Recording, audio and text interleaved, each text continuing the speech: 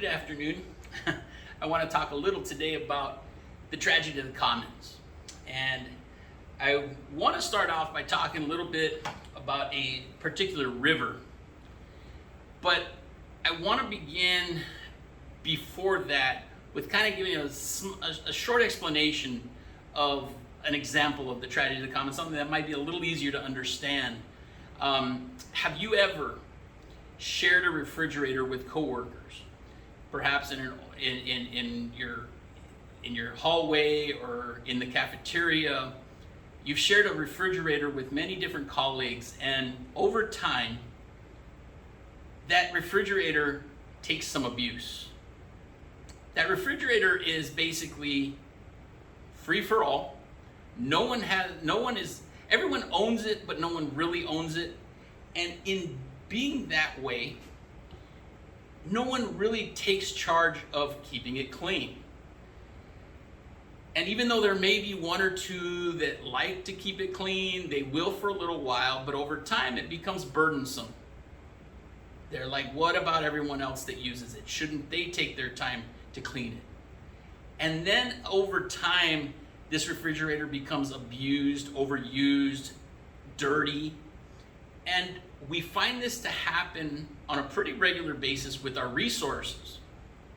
And the story I want to talk a little bit about today is the story of the Cuyahoga River in Cleveland, Ohio. This is a river that many hundreds of years ago was probably a very pristine waterway, beautiful, wonderful for fishing and swimming, taking an outing by the shores of the river.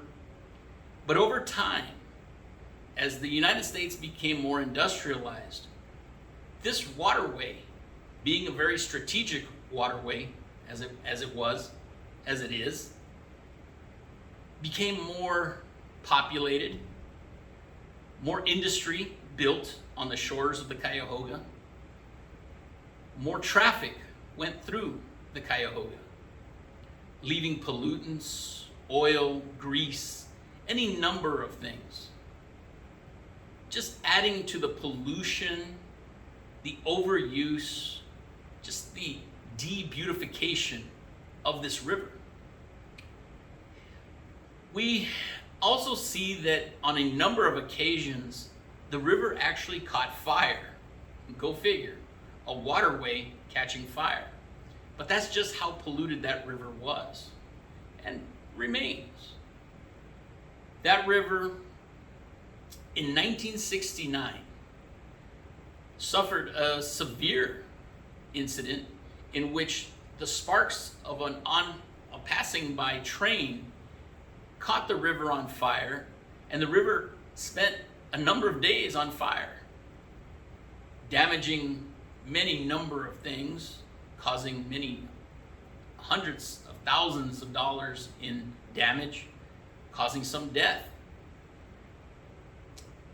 It forced those people who were closest to the river, those people that used the river, those people that in the past enjoyed the river, to take a step back and think, what are we doing? What are we doing to our environment? And it leads me today to look at possible solutions to fixing problems such as this, to fixing these kind of ordeals. I will invite 3 different perspectives into the class to discuss how they might deal with this problem, how they would resolve it, and then also talk a little bit about what they think the problems with the other perspectives might be. So if you give me 1 second here, I will bring perspective number 1, democratic socialism.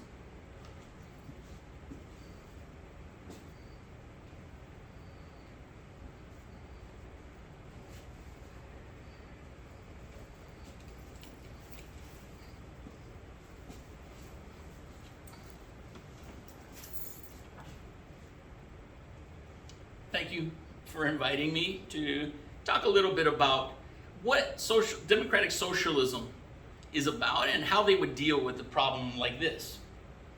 Now, in democratic socialism, We have worker-owned firms that make decisions not just for short-term gains, but also with an eye on the long-term consequences. These worker-owned firms would not just dump pollution in a river or overuse the resources simply because it's the easy thing to do. We would keep in mind what our actions will do in the future. When natural resources are owned by the whole community, there's a pressure to do good. And that's one of our main focuses, is to keep everybody honest. Management of the commons, or of these free resources, is done through community council. And these councils represent all the stakeholders. And our focus is on natural balance, the balance between humans and nature. Now, as so far as you liberals go, your command and control regulation doesn't work, because ultimately capitalists, all you want is profit. And ultimately, you are capitalists. As for your carbon pricing solution, all you're doing is basically allowing people to pay to pollute. Maybe it just makes you feel better that you're paying for it, but the pollution is still happening. Now, so far as those conservatives, you all believe in privatization of natural resources, which eventually is going to destroy the environment. And all for what? A few extra bucks in your pocket today? And all of that wonderful innovation you talk about, it's only going to lead to the destruction of new environments that we haven't even explored yet. Space, other planets. Not good. Not good at all. That being said, let me hand it over to my liberal counterpart. One moment, please.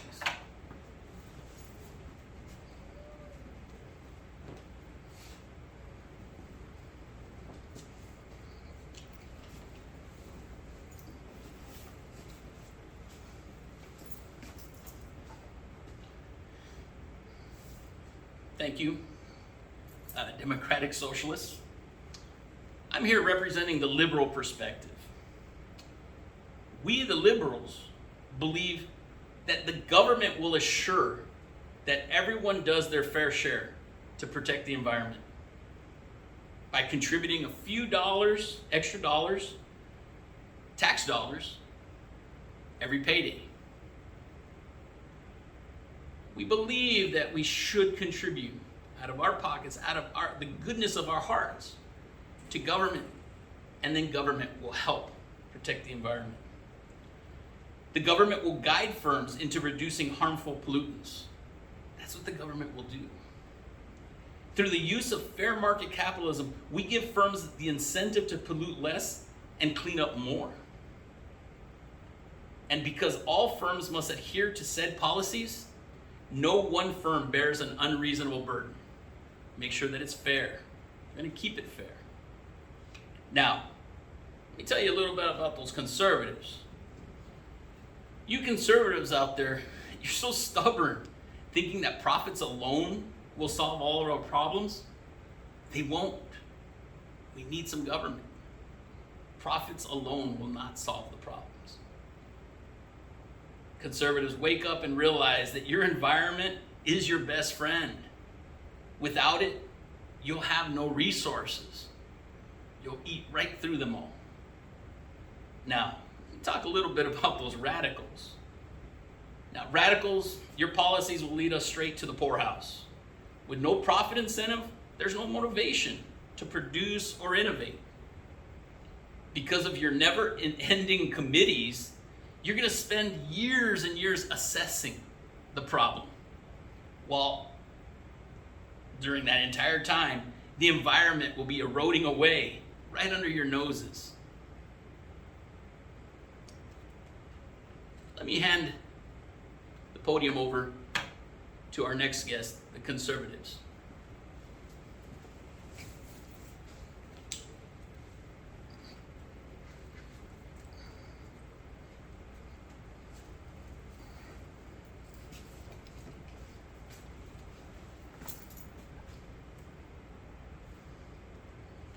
Thank you, liberals. I think.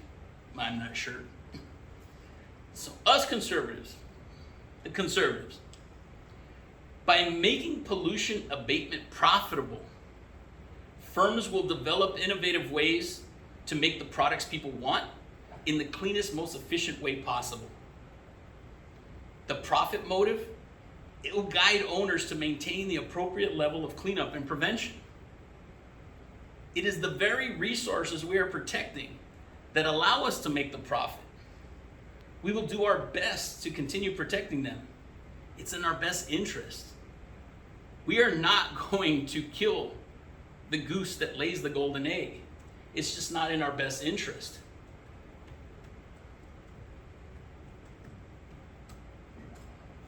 Let me tell you a little bit about those other two that you've already had the opportunity to listen to. Radicals.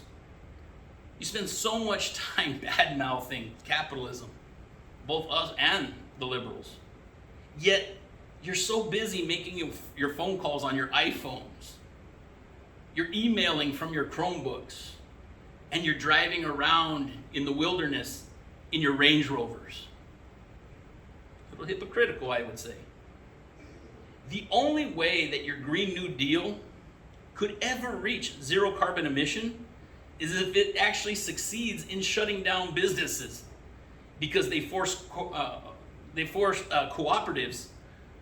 ownership on all businesses. That's the only way it can happen. Zero carbon emission.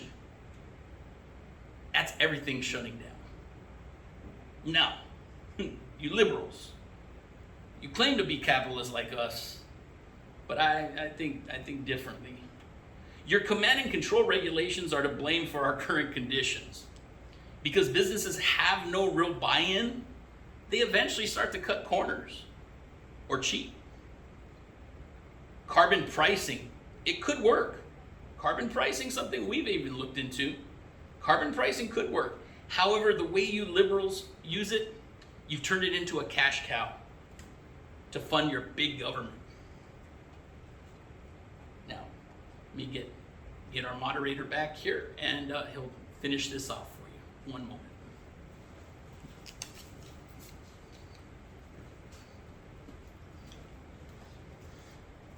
All right, well, I want to thank our three perspectives for coming in here. And it looks like our time is running short, so let me finish this off real quick here. What we can see here is that there are three different perspectives, and they're very different. But they all do share one common goal, and that's to have breathable air, drinkable water, habitable land, and just ownership of an environment that we can live in. This is a shared goal. How they get there is very different. But ultimately, it's what we all want. Breathable air, drinkable water, and habitable land.